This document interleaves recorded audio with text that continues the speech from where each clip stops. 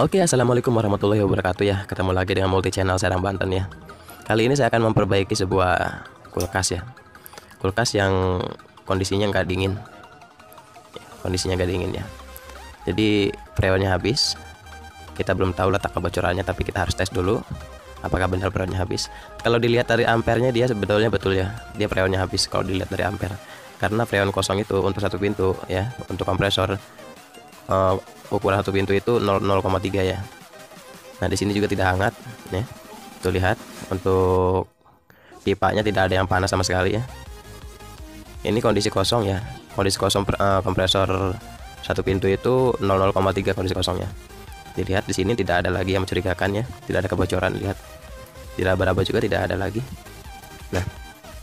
Oke, sekarang kita matikan dulu untuk kompresornya ya. Sekarang kita lihat filternya. Biasanya letaknya itu ada di filter ya untuk kebocoran antara filter dan kondensor, tapi kita lihat di bagian luarnya dulu. Nah, di sini sudah terlihat ya untuk filternya. Tuh lihat. Untuk filternya dia ada oli ya. Sambungan dari filter ke kapiler itu dia ada oli. Kemungkinan ya di sini letak kebocorannya ya. Oh ya, jangan lupa yang belum subscribe silahkan di subscribe dulu ya, di like dan komentar silahkan. Dan yang sudah bergabung ya terima kasih juga ya, sudah mengikuti video-video saya, video perbaikan di pendingin ya. Oke, langsung saja disimak ya untuk perbaikannya. Semoga video ini bermanfaat. Dilanjut untuk perbaikan. Nah, lihat tuh ya, di situ letak kebocorannya. Oke, silahkan saja disimak ya untuk perbaikannya. Silahkan disimak sampai akhir supaya lebih paham lagi ya. Nanti saya terangkan kenapa kulkas jarum manifold turun lagi. Saya terangkan nanti setelah ini ya, setelah pengisian freon. Karena sebagian dari kulkas ada yang seperti itu ya, tidak ada kebocoran tetapi jarum manifold turun lagi. Tapi nanti saya jelaskan. Silahkan disimak dulu aja sampai akhir.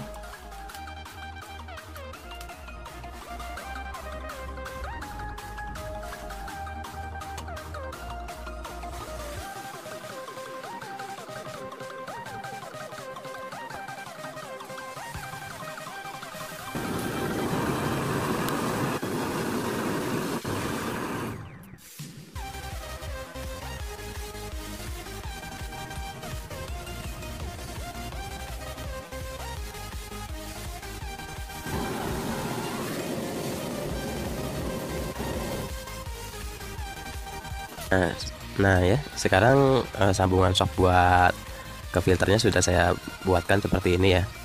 Sekarang saya akan mencoba untuk sirkulasi freon kapilernya ya.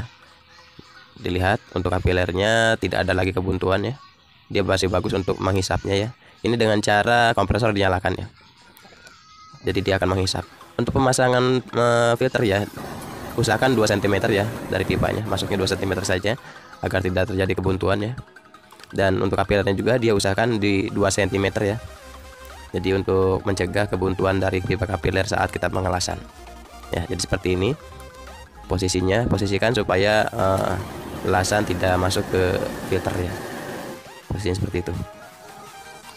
Untuk mengelas kapiler ya dan ke filter itu jangan terlalu lama ya, karena takut ada buntu, nanti si elasannya itu masuk ke kapiler akhirnya buntu ya. Jadi untuk mencegahnya jangan terlalu lama. Kalau bisa ya yang dipanaskan hanya filternya saja yang dielas ya. Jadi kapiler hanya mengikuti. Dan sekarang kita lanjut untuk pengisian freon nanti ya. Nah, posisikan seperti ini ya supaya oli tidak naik ya. Posisikan seperti vertikal ya, posisi vertikal. Sekarang kita memvakumnya dulu ya supaya lebih, istilahnya lebih hampa udara. Kita proses pemvakuman. Saya menggunakan mesin vakum untuk supaya mempercepat pekerjaan saja ya. Bisa memvakum body juga bisa, vakum body. Cuman saya berhubung ada mesin vakum, jadi supaya mempercepat pekerjaan ya sudah pakai mesin vakumnya. Untuk mesin vakumnya seperti ini ya. Usahakan di minus 30 psi dan di sini tidak berasap dan di sini suara halus, itu baru pemvakuman sudah selesai ya. Di sini halus, di sini 30 psi ya. Usahakan seperti itu. Kalau sudah seperti itu, baru kita dilanjutkan untuk pengisian freon. Nah, di sini dibuka tutup, dia sudah halus ya. Nah, saya buka tutup dan matikan mesin vakumnya. Dilihat manifold tidak bergerak ke atas lagi, tidak naik lagi, lihat. dia di minus 30 psi ya setelah mesin vakum dimatikan. Artinya kebocoran tidak ada ya. Saya coba lagi untuk pemvakuman supaya lebih yakin ya. Mesin vakum saat kita buka manifold dia suaranya halus ya kalau sudah hampa udara di dalamnya. Sudah tervakum dengan bersih, dia sangat halus sekali suaranya. Jadi seperti itu ya.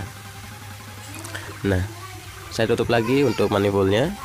Jadi buka tutup ya supaya memperjelas supaya meyakinkan tidak ada kebocoran buka tutup dengan mendengarkan suara mesin vakumnya. Nah, di sini sudah aman ya, tidak naik lagi untuk manifoldnya ataupun jarum manifoldnya. Sudah aman, saya biarkan dulu sebentar supaya lebih yakin. Nah, jadi seperti ini. Saya meyakinkan untuk melihat kebocoran di jarum manifold ya. Kalau jarum manifoldnya nggak naik lagi ya artinya kulkas sudah aman ya, sudah tidak ada lagi kebocoran. Oke, sekarang kita lanjut untuk pengisian freonnya ya. Kita pindahkan jarum manifoldnya ataupun selang manifoldnya ke freon. Ini menggunakan freon R134. Kompresor ini ya, kompresor kulkas ini kosongnya 0,3 dan nanti kalau sudah terisi 0,4 ya. Kalau sudah terisi sampai 0,5 juga boleh ya, tergantung kekuatannya, tergantung ampere, dan tergantung juga tekanan dari kompresor tersebut. Nah, sekarang saya mulai isi untuk pengisian freon. Isinya secara pelan-pelan ya, jangan terlalu terburu-buru untuk pengisian freon kulkas ya. Seperti yang biasa saya sebut, yang saya bilang itu ya. Seperti yang saya sering sarankan buat penonton di sini untuk pengisian freon kulkas jangan terburu-buru, bertahap ya, secara bertahap antara 5 psi sampai 10 psi, sampai 15 psi dan sampai 20 psi. Kalau memang perlu sampai 20 psi, kita sampai 20 psi ya. Jadi bertahap saja, jangan terburu-buru supaya sirkulasinya dia jalan dengan sempurna ya, sirkulasi freonnya. Nah, saya mengisi freon itu seperti ini ya. Jadi jangan langsung dihembat-hembat ya, santai saja sambil menunggu panas pipa kondensornya. Seperti itu. Saya tutup lagi, saya lihat lagi, raba lagi ya, pegang lagi untuk kondensor dan filternya. Ini yang saya pegang, ini pipa kondensor ya. Saya buka lagi sampai ke 10 psi seperti itu. Pada intinya jangan terlalu buru-buru ya. Kalau untuk kulkas tidak sama seperti kompresor AC ataupun ya outdoor AC ya, pengisian freon AC tidak sama. Untuk ampere dia masih 0,3, masih aman ya, tidak ada kendala. Nah, sudah 10 psi. Kita tambah lagi sampai 15 psi. Jadi bertahap saja ya, jangan dilangsungkan semuanya, kita bertahap. Untuk pengisian freon memang sedikit agak lama ya, seperti ini. Jadi ya butuh kesabaran juga ya, jangan terburu-buru. Nanti setelah itu kita matikan ya, setelah itu kita tutup. Kalau dia setelah 20 psi ya, setelah mencapai 20 psi kita tutup manifoldnya sambil kita raba-raba dari filternya. Masih kurang, dia masih menurun, kita tambah lagi sampai 20 psi seperti itu ya. Kita tutup lagi, biarkan sirkulasi berjalan dengan sempurna ya, biarkan sambil diraba. Ini sudah terasa panas. Untuk filternya dia sudah terasa panas ya, tuh lihat, saya merasakan di sini sangat panas sekali. Yang artinya istilahnya yang artinya sirkulasi lancar ya kalau seperti ini.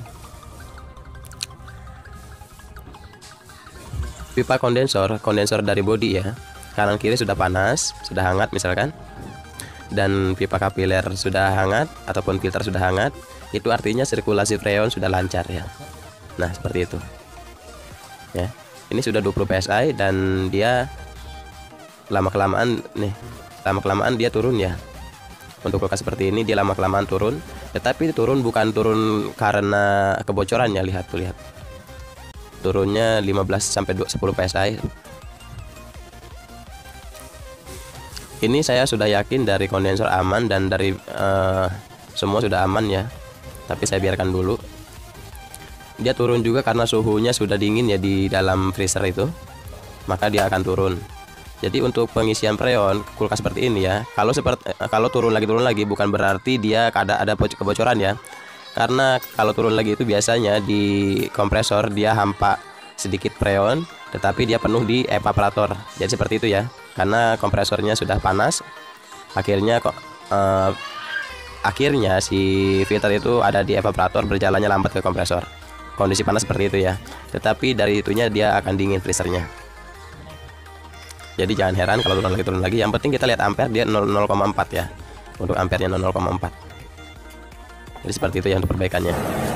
Kita tutup saja langsung untuk pipanya, pipa pengisiannya, supaya lebih meyakinkan, supaya lebih paten lagi ya. Lihat dari ampere 0,4 lebih stabil lagi. Seperti itu. Di dalam sudah dingin ya. Oke, mungkin sampai di sini saja untuk perbaikannya.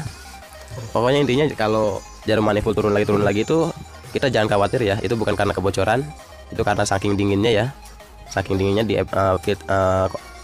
evaporator dia akan seperti ini. Tetapi kita lihat patokannya dari ampere saja. Ampere sudah menetap, tidak turun, yang artinya tidak ada kebocoran ya. Saya lihat dulu. Mantap ya. Oke, mungkin sampai di sini saja. Salam dari saya, Multi Channel Serang Banten. Terima kasih dan semoga bermanfaat.